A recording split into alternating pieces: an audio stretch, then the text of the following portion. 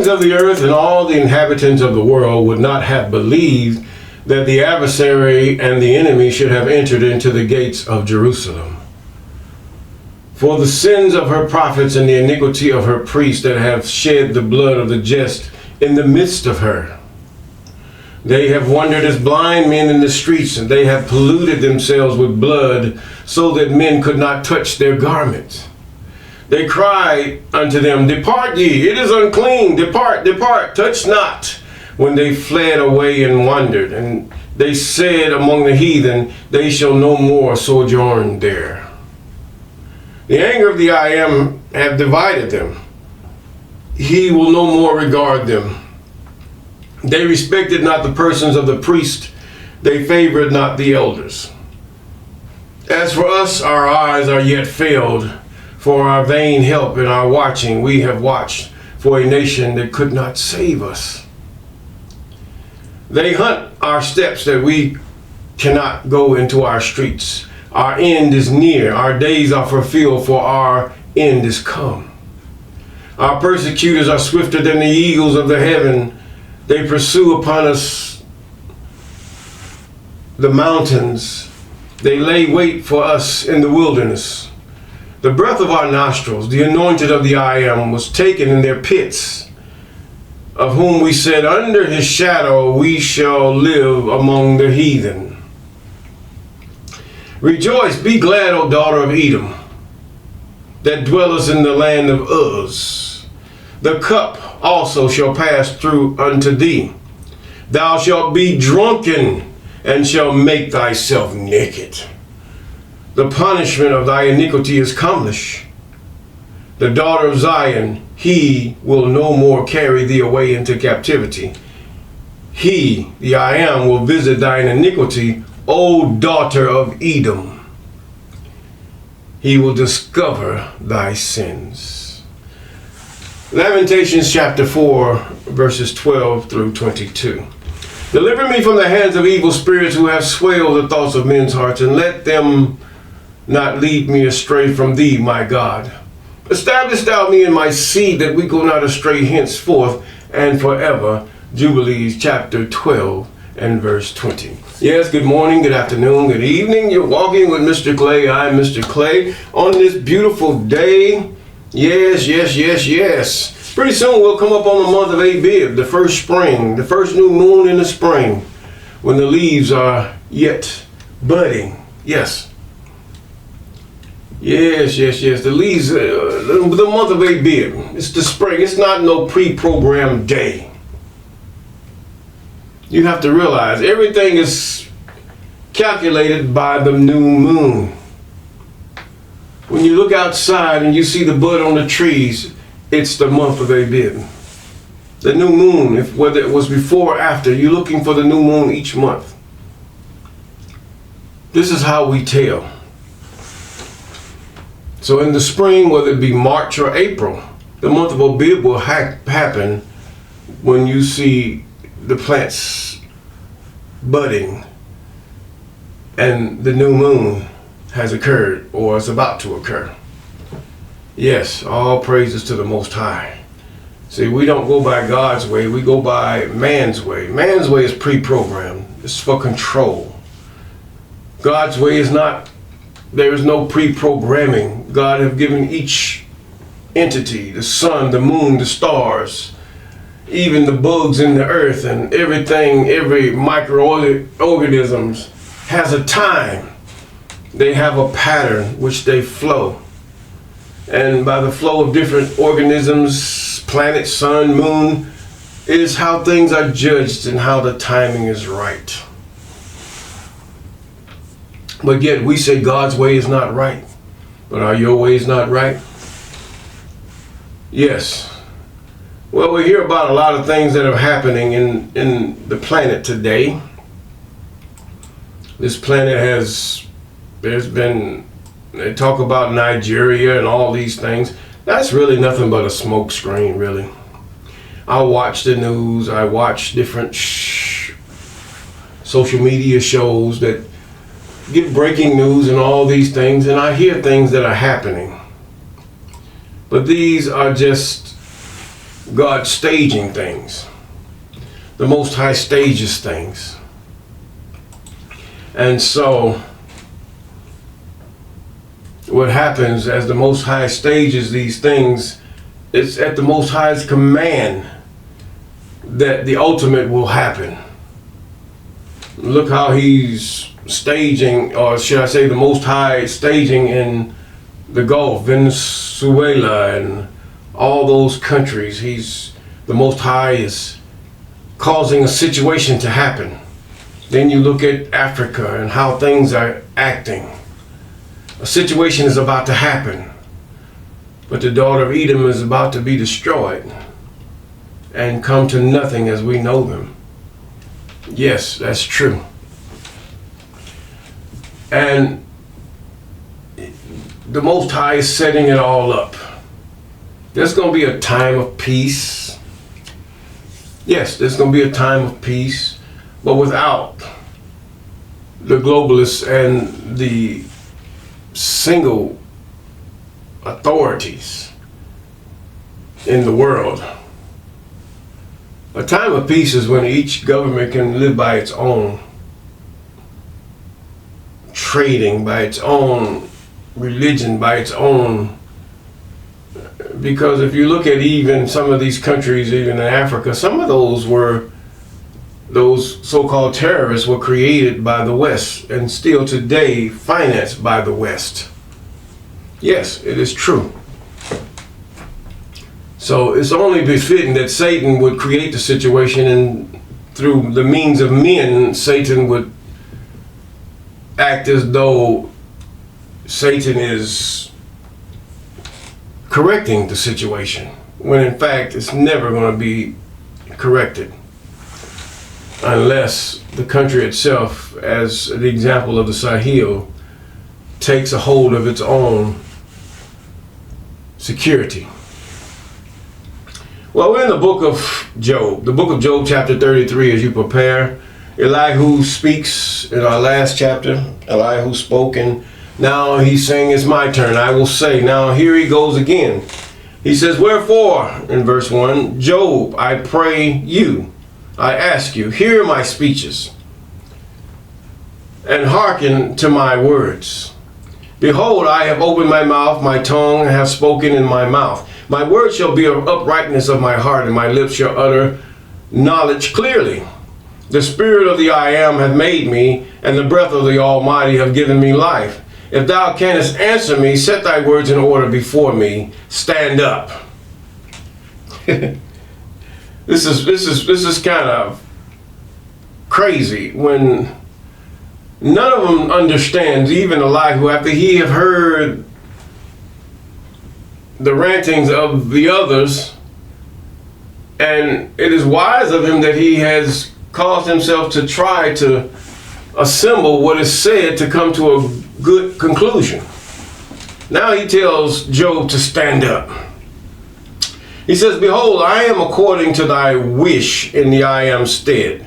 In other words, I'm like the I am to you. I am also formed out of the clay. Behold, my terror shall not make thee afraid.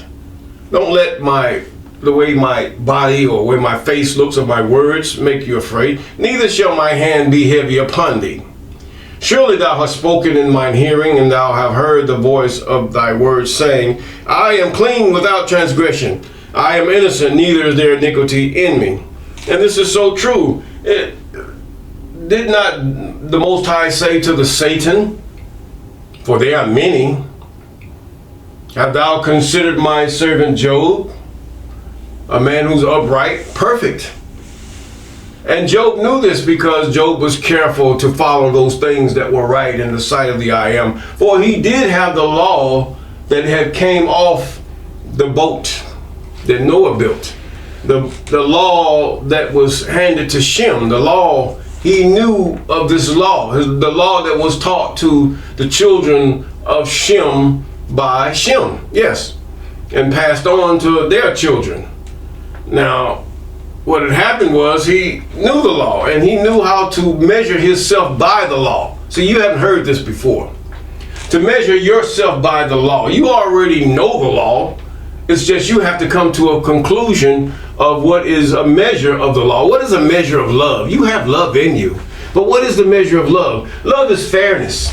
To give you a good synopsis of it, love is fairness. You have to understand, love is fairness. You will be fair to your wife. You will be fair to your neighbor. You'll be fair. Fair. Your man comes upon you, even as it says in Exodus, and they fight together, and your wife is standing next to you, and they happen to hit her and harm her. And then you will go to the priest, and the priest is going to ask you, what shall I do with these? And you tell them, eye for eye, tooth for tooth, is what it says in Exodus chapter 20. Now, let's continue. Verse 10. Behold, he findeth, excuse me, he findeth occasion against me. He counteth me for his enemy. He putteth my feet in stocks. He marketh my paths. Behold, in this thou art not just. I will answer thee, that God is greater than man. True. Why dost thou strive against him? For he giveth not account of any of his matters. For God speaketh once, yea, twice, yet a man perceiveth it not. It is something else that we say, oh, we all have sinned and fall short of the glory of God. Yeah, man, I ain't perfect. Many of you do this to try to excuse your lack of believing on the Most High and obeying the commandments, statutes, and ordinances of the Most High. I've seen it in my own self in time past. I excuse, well, I ain't perfect. That's an excuse. The Most High says over and over again, when shall I say to the wicked in the day that he forsakes that which is wicked and do that which is right? I will remember his sins no more. Paraphrase. No, he will not, the Most High will not remember your sins. And therefore, from that point on, you are righteous. Did you ask forgiveness? No. Why? Your forgiveness is that you were sorry that you done such a thing and that you lived such a life that you changed. You understand, repentance is not just an act of words. It's an act of lifestyle.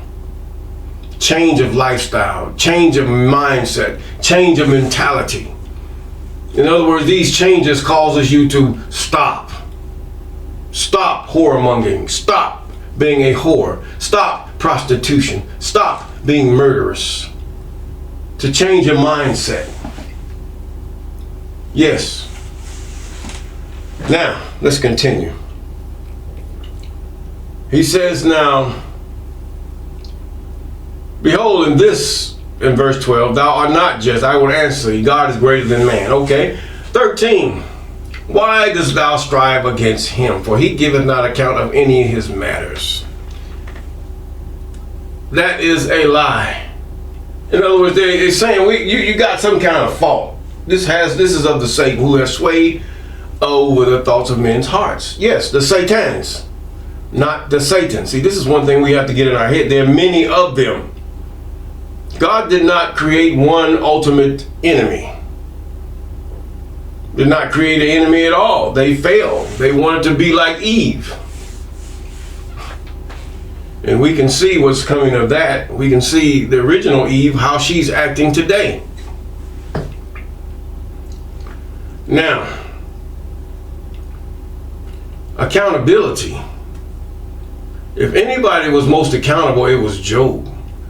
He could have been unaccountable for his children, but he was accountable to the Most High, and that he went and sacrificed and talked to the Most High, and that maybe his children might have thought a wicked thought in their heart toward the Most High. Even he was in check with his own heart and his mind, the way he did things. For this, he was prospered enough to give. Not to some church or some preacher, but to those that were in need, that genuinely need. Not sitting on the street begging and go around the corner and get into a Lamborghini and keep trucking. No. He knew the ones he was giving to, that they needed his help. Yes.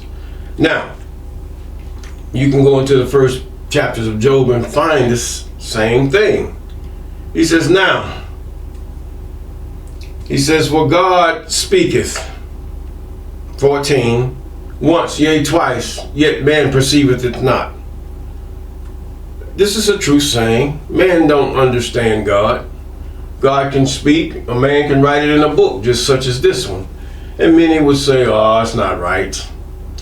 It says, in a dream, in a vision of night, when the deep sleep falleth upon men, and slumberings upon the bed. Yes, God does speak to you in dreams and slumberings of night. Is that for everybody? Are you a prophet and all this? You see mostly women doing these things. Oh, the Lord spoke to me, God spoke to me, and all this other stuff. But the fact is, that is for you. If it is from the Most High, it is for you. You to correct your ways. You to get your ways right before the Most High. You to be submissive unto your husband, and husband to be one who is wise, that is accountable, and that one who will deal with his wife as a helpmeet. You do not argue with your help. You don't argue with your if you're a business owner, you don't argue with your managers or your employees. You don't argue with them. No. Why do you do that? For this cause, this is why a man provides. As God provides for us. Yes. Because if you provide, if you do those things that are right, then your wives will multiply that through what? Service. Through childbearing. And not only them, but your children will do the same thing. So you have to be wise as a man. Young man should always seek wisdom on how to conduct himself with his family, his wife or wives. You should always do these things. Yes. Now, to continue. He says now in verse 16, then the I am openeth the ears of men and sealeth their instruction. Open your ears and and give you instructions, that the I am may withdraw man from his purpose and hide pride from man. The I am keepeth back his soul from the pit, and his life from perishing by the sword. Why? Because the I am have allowed man to receive instruction. Instruction. What is instruction? The law, statutes, commandments, and ordinances, as it is labeled. This is the constitution of the children of earth before the time of Israel. But now it has been delivered unto the children of Jacob, which we call Israel. Excuse me. And verse 19, he chaseth with pain upon his bed in the multitude of his bones with strong pain. The I am does this, yes. He chasteneth. Some sickness, aching bones, arthritis, whatever. You being chastened. Some of us are being chastened. But we have to figure out why. What are you doing to be chastened? This is where your accountability comes in, where you are accountable for what you're doing. See, it's not only in social media we say women are unaccountable, but the whole world is not accountable. As they said in the commercial about the person who got overweight, it's not your fault.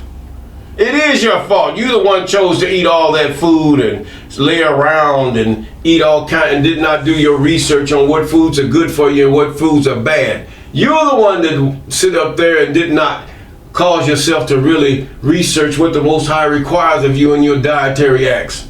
Oh, we have something to pay. Yes, the Satans. Oh, you know in the day that you eat this food, that it's going to taste good, and you can brag on it about the delectability of this food. And you eat it and eat it. Oh, doesn't it taste so good? And this Satan is always laughing at you. The Satans are laughing at you left and right, because Satan cannot appear in one part of the earth and in another. There are many of them. Says that he may withdraw man from his purpose and hide man from man. Yes. In other words, whatever you decide to do, the instructions from the I am, what? Withdraw you from your purpose and hide you from other men. The I am keepeth back man's soul from the pit. Yes, his soul from the pit. and his life from perishing by the sword. The I am man is chastened with pain upon his bed, and the multitude of his bones with strong pain, so that his life abhorred bread, and his soul dainty meat. His flesh is consumed away, and cannot be seen, and his bones that were not seen stick out. Yea, his soul draweth near unto the grave, and his life to destroyers. If there be a messenger with him, and an interpreter among 1,000 to show unto a man his uprightness, then he is gracious unto him that saith, deliver him from going down to the pit, which means the grave. I have found a ransom, and his flesh shall be fresher than a child's, and he shall return to the days of his youth. Just like you would have the prince that was told to dip in the river Jordan by the prophet Elisha. 7 times he was told, but the river was nasty and muddy. But the fact is, what happened? He humbled himself and did it, and his flesh became as a child. Yes. In verse 26, he says, he shall pray unto God, and he will be favorable unto him, and he shall see his faith with joy, and he will render unto man his righteousness. In other words, this is how man becomes righteous, in that he becomes accountable of his wicked ways or her wicked ways, either toward her husband, her children, or her friend, or his wife, his children, or his friends. Become accountable. This is why you probably have these Epstein files and all these wicked people and preachers that have gone off and have hidden their hideous deeds, being unaccountable before the Most High, but yet can tell you everything about God. And you can understand that Elihu was explaining to Job, trying to tell Job why he was being afflicted by the Most High throughout all what I've just read. Yes, he was trying to tell him this in so many ways, but yet Elihu did not know. Verse 27. He looketh upon men, and any say, if any say, I have sinned and perverted that which was right, and it profit me not. He will deliver his soul from going into the pit, the grave, and his life shall see the light. Lo, all these things worketh God oftentimes with man, to bring back his soul from the pit, to be delighted with the light of the living. He's talking about above ground. He's not talking about hell. No.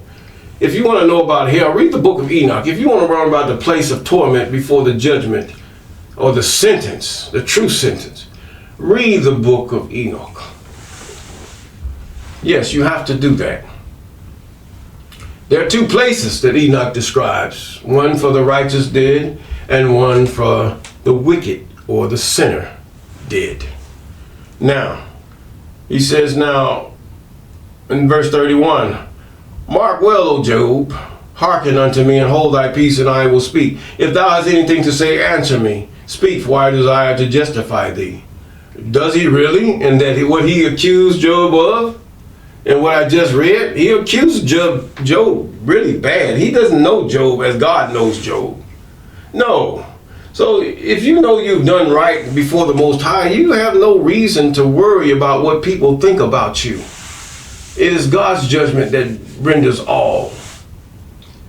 And he says, if not, hearken unto me, hold thy peace, and I shall teach thee wisdom.